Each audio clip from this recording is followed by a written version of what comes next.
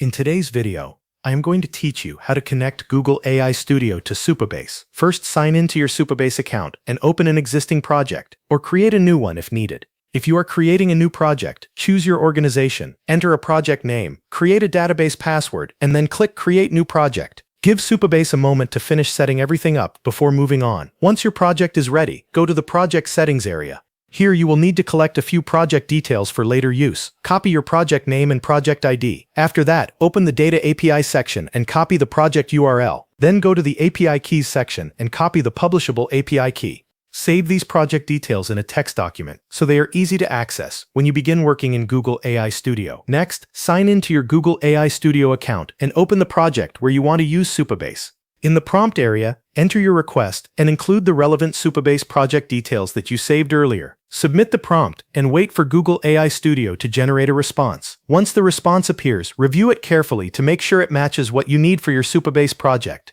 If your setup requires a database table, you can ask Google AI Studio to generate the SQL code for that table. After the SQL is generated, copy the code and return to your Supabase project. From the left-hand menu, open the SQL editor and create a new SQL query. Paste the generated SQL code into the editor and click Run to execute it. After the query finishes, open the database section in Supabase and confirm that the new table was created successfully. This final check helps ensure that your project is properly set up and ready to work with Google AI Studio. At this point, your Supabase project is prepared. Your database structure can be created with generated SQL, and you can continue building your workflow inside Google AI Studio using your Supabase project information. Thanks for watching. That covers everything you need to know.